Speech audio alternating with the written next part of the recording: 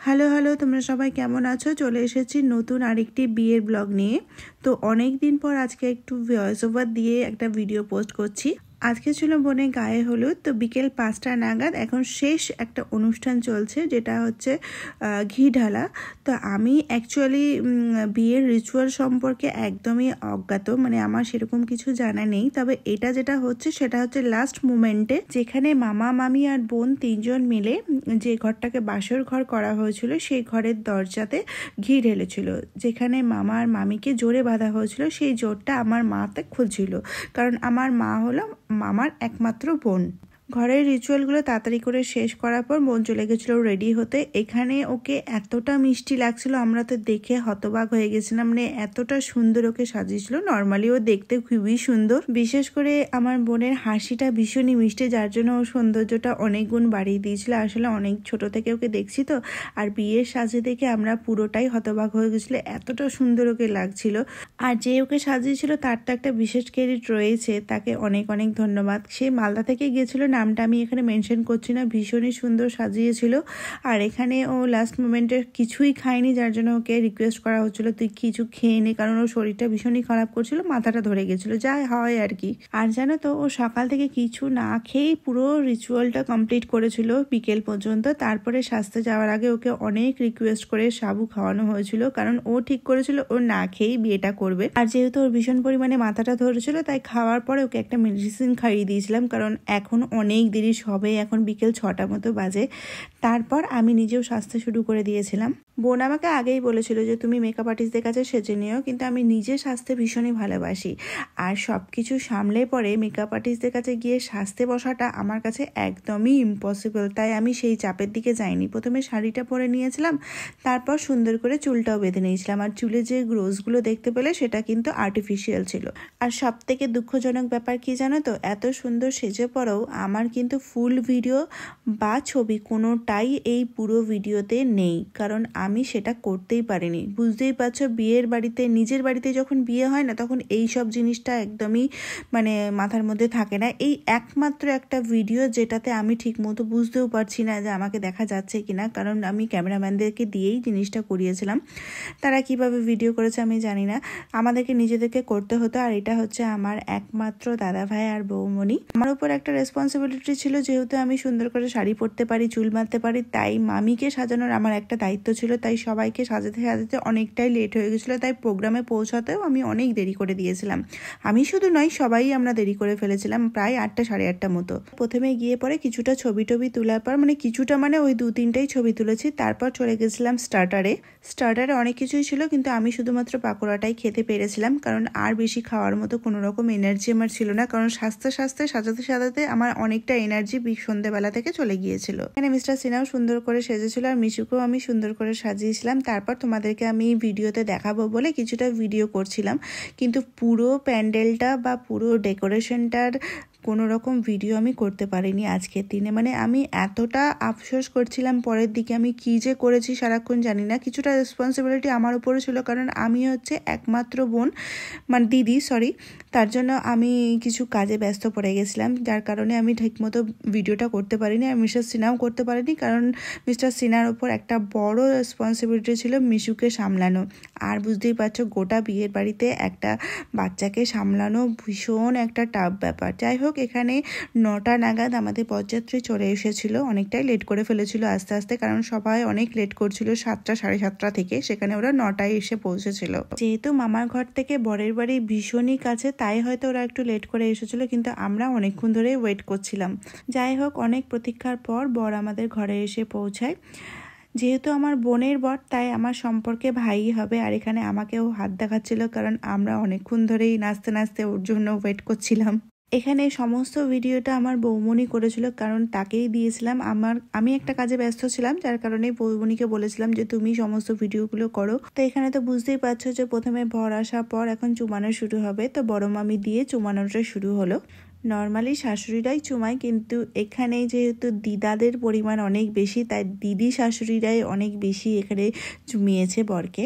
আর এখানে আমাদের ভাইকে ভীষণই মিষ্টি লাগছিল। এর আগে আমি ভাইকে দেখেছিলাম, কারণ কলকাতাতে থাকাকালীন যখন ওদের বিয়েটা ঠিক হয়েছিল তখন ও প্রথম আমার বাড়িতে এসেছিল। যখন আমরা কলকাতায় থাকতাম তখন, তারপরে তো আমাদের ট্রান্সফার হয়ে গেল, কিন্তু তখন আমি ওকে নর্মাল ড্রেস আপে দেখেছিলাম। কিন্তু এখন বরের বেশে যেন আরও বেশি মিষ্টি লাগছে ভাইকে দেখতে। এই বিয়ের রিচুয়ালগুলো এতটা সুন্দর হয়, এতটা মন ছুঁয়ে যায়, আমার ভীষণই ভালো লাগে। প্রত্যেকটা রিচুয়াল যেন মন ছুঁয়ে যায়। প্রথমে তো এখানে পান পাতা দিয়ে প্রদীপের যে আগুনটা রয়েছে তার তাপটা ভাইকে দেওয়া হলো। আর এখানে যে প্রদীপগুলো আছে না, সেগুলো কিন্তু আজকে দুপুরে বসে বসে আটার প্রদীপ তৈরি করা হয়েছে, যেটা যজন চুমাবে, 5 জন বা 7 জন যদি চুমায় তো সেই পরিমাণে প্রদীপ তৈরি করা হয়, 7টা বা 5টা। তো প্রত্যেকজনের জন্য একটা একটা করে প্রদীপ থাকে। সেটা লাস্টে বেলা প্রদীপটা দেখিয়ে পরে সেই প্রদীপটাকে 3 ভাগে ভাগ করে 3 দিকে ছুঁড়ে দেওয়া হয়। এই যে দেখো, প্রদীপটাকে লাস্টে বেলা নিভিয়ে পরে 3 ভাগ করে গাড়ির 3 দিকে ছুঁড়ে দেওয়া হচ্ছিল। তারপর এখানে শেষের বেলা মিষ্টি খাওয়ানোর আগে বড় মামির সাথে ভাইয়ের একটা ছবি তোলার জন্য সবাই রিকোয়েস্ট করছিল, তো এখানে আগে ছবিটা তুলে নেওয়া হচ্ছিল। তারপর আমার হাতেই ছিল মিষ্টির থালাটা, তো সেটা দিয়ে মামি মিষ্টিটা খাইয়ে দেবে। আসলে এখানে বড় মামি মনটা আজকে ভীষণই খারাপ, কারণ সকাল থেকে ভীষণই কান্নাকাটি করেছে। কারণ বুঝতেই পারছো, একটাই মাত্র মেয়ে, তো সকাল থেকে খুবই চেপে রেখেছিল কান্নাটাকে, আটকে রাখতে পারছিল না। চেষ্টা করছিল আটকানোর, কিন্তু মাঝে মাঝে চোখে জল চলেই আসছিল। আর বড় মামা তো আমার কেঁদেই ফেলেছিল। মামি একমাত্র ছিল যে কান্নাটাকে চেপে রেখেছিল, যেখানে আমরা জানি যে মামি ভীষণই নরম মানের মানুষ। তো কিন্তু মামি কিন্তু সারাক্ষণ খুব চেপে চেপে কান্নাটাকে রেখেছিল। যাই হোক, এখানে ওইসব কথা বলছি না। তো এখানে তো দেখতেই পেলে যে প্রথমে দুধটা খাওয়ানো হলো, তারপর মিষ্টি আর জলটা খাইয়ে দিবে। আর এখানে ছিল আমাদের ছোট্ট কোলবর, তাকেও এখন আশীর্বাদ করা হবে। এখানে হয়তো কোলবর সম্পর্কে ভাইয়ের ভাগনাই হবে। তো এটা দেখে আমার একটা কথাই মনে হচ্ছিল যে আমার দাদার বিয়ে বেশি দিন হয়নি, মিশু হওয়ার আগে আগে আমার দাদা হয়েছিল। তো আমার একটা কথাই বারবার করে মনে হচ্ছিল, যদি আর কিছুদিন পর আমার দাদার বিয়ে হতো তাহলে তো আমার ছোট্ট মিশুটা এরকম আমার দাদা ভাইয়ের কোলে বসে কোলবর হয়ে আদর পেত সবার। যেহেতু দাদার বিয়ে মিশু হওয়ার আগেই হয়ে গেছিল, তাই আমার দাদার বিয়েতে কোনো রকম কোলবর যায়নি, কারণ দাদা চায়নি যে আমার ভাগনা ছাড়া অন্য কেউ রিপ্লেসমেন্টে বসুক। তাই কোলবর ছাড়াই আমার দাদা বরযাত্রী গিয়েছিল। এবার বড় মামির পর আমার মা চলে এসেছিল বরকে চুমাতে। আর আমার মা হলো একমাত্র পিসিমণি বোনের, তাই বড় মামির পর মায়েরই স্থান ছিল। তারপর ছিল আমার ছোট মামি। এর আগের ভিডিওগুলোতে আমি কোনো রকম ভয়েস ওভার দিতে পারিনি, কারণ আমার মনে হয়েছিল বিয়ের বাড়ির একটা নিজস্ব সৌন্দর্য রয়েছে, সেটাও একটু উপভোগ করা উচিত। কিন্তু ভয়েস ওভার দিলে আরও হয়তো ভিডিওটা সুন্দর হতো, কিন্তু ভয়েস ওভার দিব কি করে বলো? আমি তো তখন ছিলাম বিয়ের বাড়িতে, আমি ভয়েস ওভার কোনোভাবেই দিতে পারতাম না। বিভিন্ন রকম আওয়াজ আসছিল, কত রকমের গল্প স্বল্প, কেউই তো চুপ করে থাকতো না। রাত্রেবেলা ভীষণভাবে টায়ার্ড হয়ে যাচ্ছিলাম, তাই রাত্রেবেলাতে কোনো রকমভাবেই ভয়েস ওভার দেওয়া আমার পক্ষে পসিবল ছিল না। তারপর বুঝতে পারছো, ছোট বাচ্চা তো রয়েছে, বিয়ের বাড়ি থাকতে গেলে কত রকমের প্রবলেম হয়। শিলচর থেকে কলকাতা আসার পর আমার এত পরিমাণে শরীরটা খারাপ হয়ে গেছিলো, ঠান্ডা লেগে গেছিলো। কারণ আমি জানতাম যে শিলচরে এবার ঠান্ডা সেরকমভাবে পড়েনি, কিন্তু কলকাতা আর মালদাতে চরমভাবে ঠান্ডা ছিল। যার কারণে কলকাতা এসে পৌঁছানোর পরপরই আমার ভীষণভাবে ঠান্ডাটা অ্যাটাক করে যায়, যার কারণে আমার শরীরটাও ভীষণ খারাপ হয়ে যায়। আমরা ভেবেছিলাম যে 26 তারিখে কলকাতা নামার পর 27 তারিখে আমরা দক্ষিণেশ্বর যাব, কিন্তু সেটাও আমি করতে পারিনি। যাই হোক, ওই ঠান্ডার কারণেই তারপরে মালদা এসে পৌঁছানোর পর তো আর কোনো কথাই নাই, কারণ মালদাতে চরমভাবে ঠান্ডা ছিল। কিন্তু বলে না যে সব কিছু ঠিক হয়ে যায় বিয়ের বাড়িতে। বিশেষ করে বিয়ের দিন একদমই সেরকমভাবে ঠান্ডা আমাদের লাগছিল না, যার কারণে সোয়েটার আমরা পরিনি। এখানে অনেকেই সোয়েটার পরে আছে, কারণ রাত্রিবেলা তো অনেক রকমের ঠান্ডা লাগছিল। মিশুকেও সোয়েটার পরিয়ে রেখেছিলাম, কিন্তু আমাদের মতো বিয়ের বাড়িতে তো ঠান্ডা লাগেই না।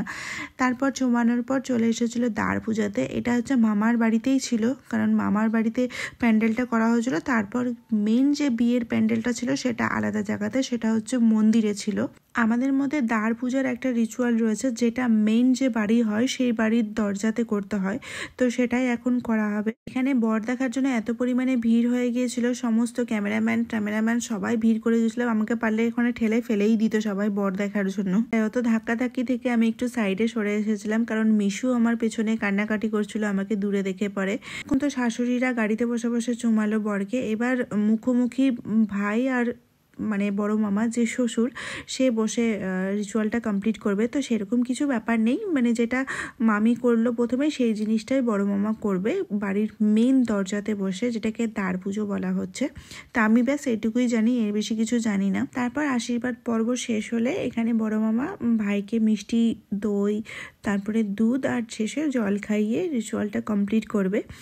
শেষে একমাত্র একটা জিনিস হয়, যেটা হচ্ছে দুধ দিয়ে হাতটা ধুয়ে দেয়। এটা আমি নতুন দেখলাম, কারণ আমার বিয়ের সময় এই জিনিসটা হয়নি। আর আমরা যেহেতু রাজপুত না, আমাদের একটু বেশি নিয়ম রয়েছে। আর এই রিচুয়ালগুলো যেহেতু স্থানভেদে বিভিন্ন রকমের হয়, তো বিভিন্ন রকমের নতুন নতুন বিভিন্ন রকম অভিজ্ঞতাও হয়। তো এখানে দেখতেই পাচ্ছ যে দুধ দিয়ে বড় মামা ভাইয়ের হাতটা ধুয়ে দিল, তারপর মিষ্টি ফিষ্টি খাইয়ে দিবে। তো আজকের ভিডিওটা আমি এইটুকুতেই শেষ করব, কারণ বিয়ের ভিডিও বুঝতেই পারছো অনেক বড়টা হবে, আর বেশি বড় ভিডিও শেয়ার করা আমার পক্ষে সম্ভব না, আর তোমাদেরও সেটা দেখতে ভালো লাগবে না। তাই আজকে এইটুকুই থাকবে, পরে আরো বড় ভিডিও তোমরা দেখতে পাবে সুন্দর সুন্দর। এরপরে যে ভিডিওটা আসবে সেটা হচ্ছে বিয়ের ভিডিও, মানে মেন যেটা বিয়ের ভিডিও, সেটা পুরো বিয়ের ভিডিওটা আমি সুন্দর করে তোমাদের সাথে শেয়ার করব। আশা করছি তোমাদের সেই ভিডিওটা ভালো লাগবে। এখন যাই, দেখা হচ্ছে পরের ভিডিওতে। সবাই খুব ভালো